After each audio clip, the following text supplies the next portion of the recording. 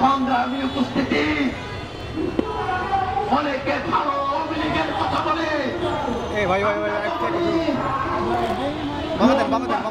যেমন কম্পন হয়ে যায়, লোক বাঁচতে গিয়ে যেমন কম্পন হয়ে যায়, আওয়ামী লীগের ভালো নেতৃত্ব বাছাই করতে গেলে গোটা আওয়ামী লীগে উজাড় হয়ে যাবে। আওয়ামী লীগের ভালো নেতৃত্ব না। এই ঈদে জামা জুতো অ্যাক্সেসরিজের ডিসকাউন্ট।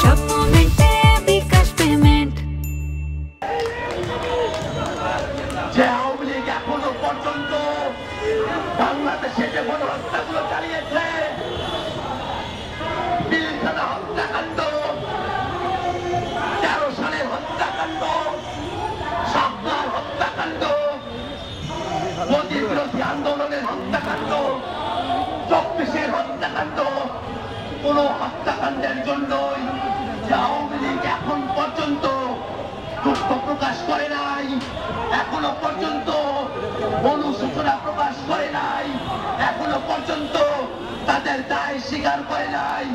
সেই আওয়ামী লীগের পক্ষে যদি বাংলাদেশের কোন শক্তি, বাংলাদেশের কোন ব্যক্তি একটু দাঁড়ানোর চেষ্টা করে, বাংলাদেশের ছাত্র জনতা রাজপথে দাঁড়িয়ে, সেটা ব্যক্তি হোক, সেটা কোনো প্রতিষ্ঠান হোক, তার বিরুদ্ধে সর্বাত্মক প্রতিরোধ করে তুলবে। ভাইরা আমার, আমাদের অবস্থান খুবই পরিষ্কার। আজকের বিক্ষোভ সমাবেশ থেকে আমরা স্পষ্ট করে বলতে চাই, শুধু আওয়ামী লীগের নেতা কর্মীরা নয়, দল হিসাবে আওয়ামী লীগের বিচার করতে হবে, আওয়ামী লীগের নিবন্ধন বাতিল করতে হবে, আওয়ামী লীগের রাজনৈতিক এবং সাংগঠনিক কার্যক্রমের উপরে নিষেধাজ্ঞা আরোপ করতে হবে। বাংলাদেশে সামনের দিনে আওয়ামী লীগের নাম মার্কা আদর্শে কোনো রাজনীতি চলবে না, সেই নিশ্চয়তা আমাদেরকে দিতে হবে। বন্ধুরা আমার, বাংলাদেশে আমাদের অন্তর্বর্তীকালীন সরকারের প্রধান উপদেষ্টা যে জুলাই চার্টারের কথা বলেছে, আমরা বাংলাদেশের সকল রাজনৈতিক শক্তিকে,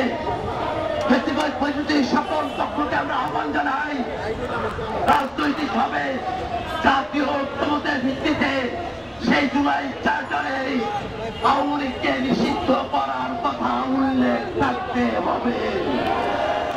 বন্ধুগণ আমার, আজকের সময় আমরা দীর্ঘ সময় আমাদের বিক্ষোভ কর্মসূচি অব্যাহত রেখেছি। আজকের বিক্ষোভ কর্মসূচিতে আপনারা যারা গোটা ঢাকা শহর থেকে উপস্থিত হয়েছেন, জাতীয় নাগরিক পার্টি, এনসিপির ঢাকা মহানগরের নেতৃবৃন্দ আপনারা যারা উপস্থিত হয়েছেন, তাদের সকলকে ধন্যবাদ জানিয়ে আজকের মতো আমার বক্তব্য এখানে শেষ করছি। আমাদের এখন বিক্ষোভ কর্মসূচি, আমাদের বিক্ষোভ মিছিল এখান থেকে শহীদ মিনারে গিয়ে শেষ হবে। বিক্ষোভ কর্মসূচিতে আপনাদের সকলকে অংশগ্রহণের আহ্বান জানাচ্ছি।